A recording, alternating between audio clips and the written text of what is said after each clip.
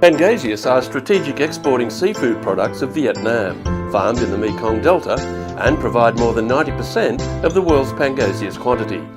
Increasing market demand in Pangasius products during the period 2008 to 2011 led to quick growth of the Pangasius production sector in Vietnam. This heated development resulted in fierce competition and triggered a significant number of concerns related to environmental impacts, quality control and social issues of the sector, such as environmental impacts, antibiotic residues, working environment, etc. As a consequence, international consumers became concerned about Pangasius products. At the same time, the production cost has been climbing, causing production without profit or very low profit due to the lack of market knowledge and sustainable production practices.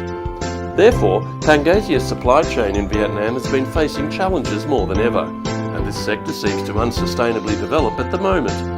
In that context, European Union through the Switch Asia program sponsored VNCPC and its partners like VASEP, WWF, to implement the project establishing a sustainable Pangasius supply chain in Vietnam, SUPA, to address issues of the entire supply chain, pre-production, production, processing, market, policy.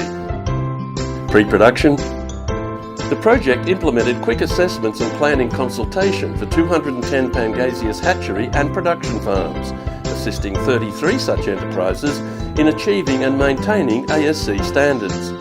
Providing information about good practice hatchery farms, fish meal suppliers and promoting relevant stakeholder cooperation. One model Pangasius farm and one training centre were built in the area of 2.4 hectares, including 10 farming ponds for experiment, research and technology transfer for farmers and SMEs. At the production stage, the Supa's researchers have developed 20 advanced techniques.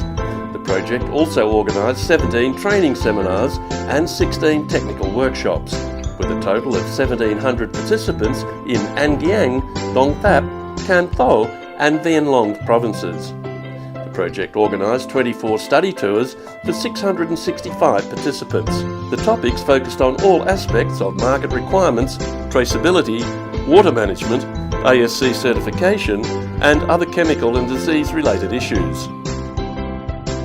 Addressing existing issues at the processing stage. With the approach of RECP methodology, the project implemented quick RECP assessments for 72 SMEs. This activity helps the enterprises identify wastes of resource consumption to save their costs in electricity, water and material, leading to reduction of negative environmental impacts. In terms of co-creation methodology, 20 new and redesigned products for 7 companies were developed in a more sustainable way, with values added to the products. Market. The project implemented a range of trading promotion activities, including organisation of 2 European buyer groups to visit Vietnam, 2 Pangasius dialogues and 1 roundtable conference in Europe, with participation of retailers, enterprises and representatives of regulatory organisations to create a common understanding between Vietnamese enterprises and the European market. 12 Pangasius processing enterprises were supported by the project to participate in an international seafood fair in Brussels, Belgium. Policy. International experts, together with the project staff, reviewed policies of Vietnam in relevant areas. A policy gap analysis amongst countries was conducted, which was a basis for policy advocacy and recommendations for Vietnam to sustainably develop the sector. A training seminar about European policies for more than 30 Vietnamese policy makers was organised. With the contribution of Supa Project, all steps of the Pangasius supply chain have more sustainably developed. Vietnamese Pangasius products are coming back to dinner tables of European families. The buyers are ordering more and more, and the supermarkets are putting back Pangasius products on their shelves. Supa Project, under sponsorship of EC and other organisations of the Pangasius supply chain, have been working together towards more sustainable development of the Pangasius sector in Vietnam.